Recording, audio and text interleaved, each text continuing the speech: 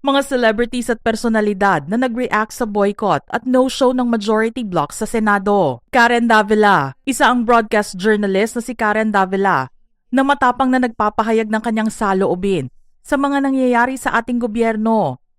Kamakailan lang ay nag-post siya sa kanyang social media na pumupuna sa mga senador na umiyak sa pag-aresto sa kasamahan nila na naakusahang nagkasala.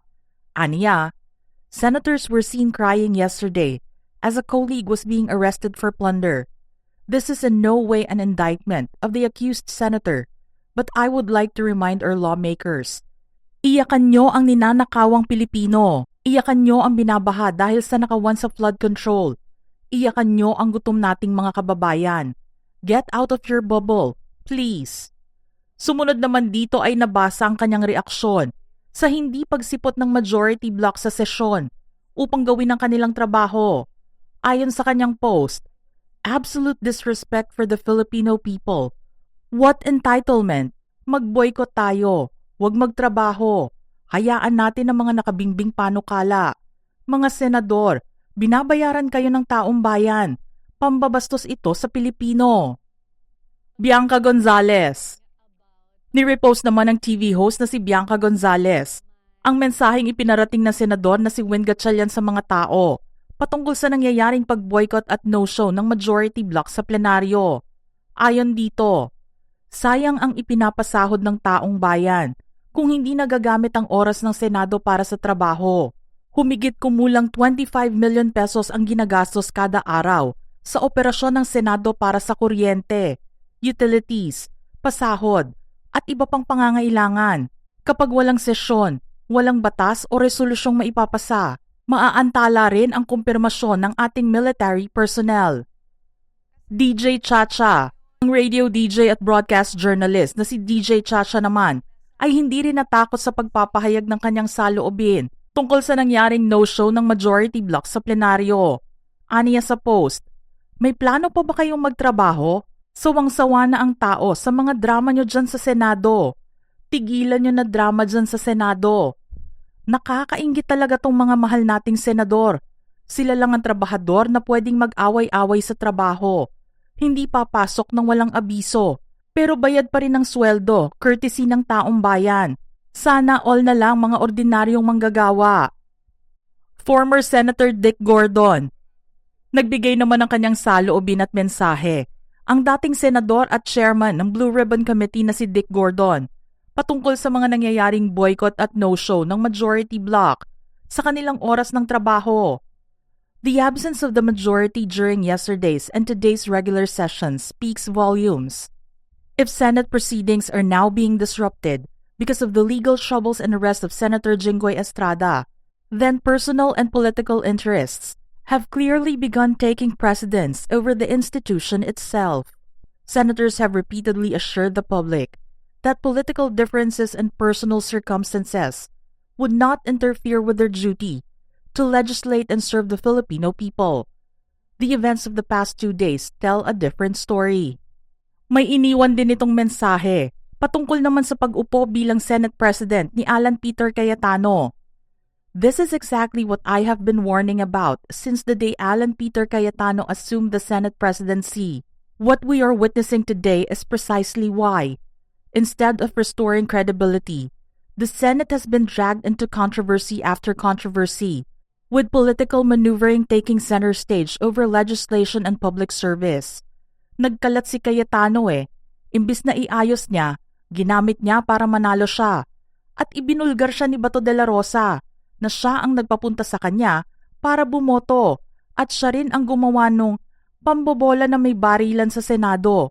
Yun pala ay sila ang nag-stage para makatakas itong si Bato. Talagang nasira ang Senado dyan. Tapos ngayon itong ginagawa nila.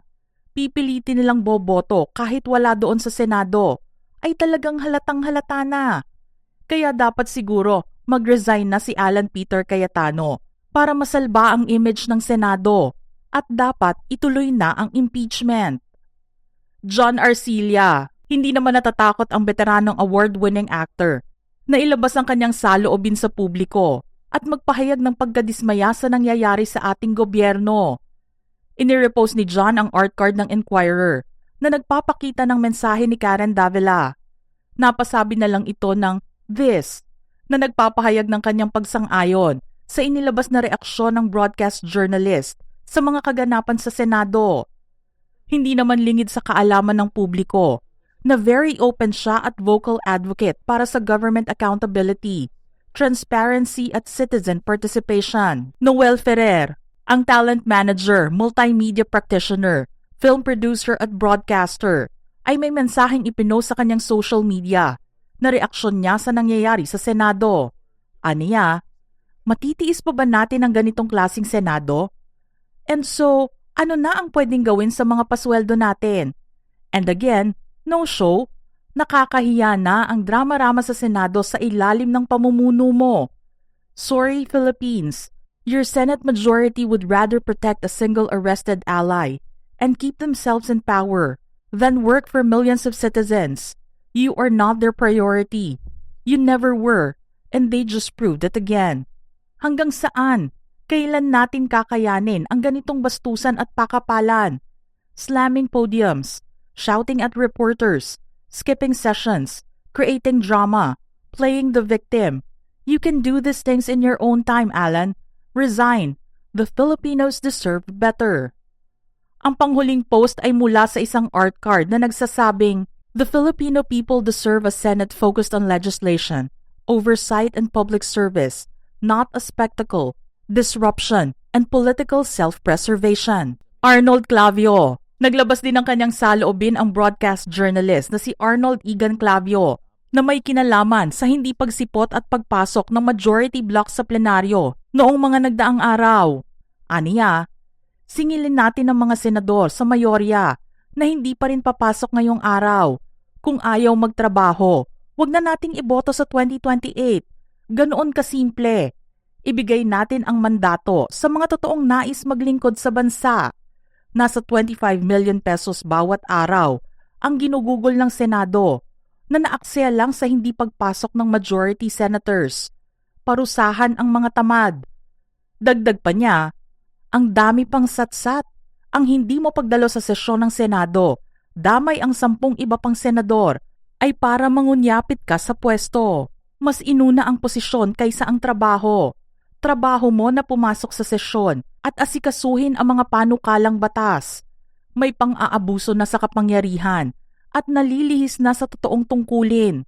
Dapat nang umaksyon ang iba pang senador, minorya man o mayorya, para matigil na ang messianic complex ni Alan Peter Cayetano. Dahil dito naglabas din ng isang mensahe ang SB 11 o ang tinatawag na Solid Block 11 ng Senado at mas kilala sa Minority Block na binubuo ng 11 senador na nanindigan na ipaglaban ang karapatan ng mga mamamayan at ng bayan. Dito ay hayagan nilang hinihimok ang bagong upong Senate President na iwan na ang kanyang pwesto. Anila, what happened today was a clear abandonment of responsibility, a dereliction of duty, and a blatant disregard of the rules that govern this institution, because the Senate cannot be made to stop working simply because its presiding officer refuses to lead.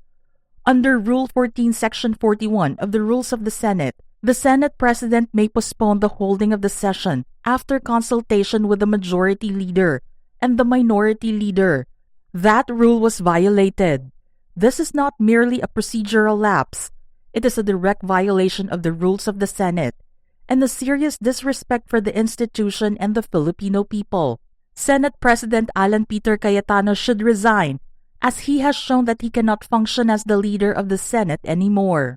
Mga ka-showbiz peeps, ano naman ang inyong reaksyon sa ating listahan ngayon? Send in your thoughts in the comment section below.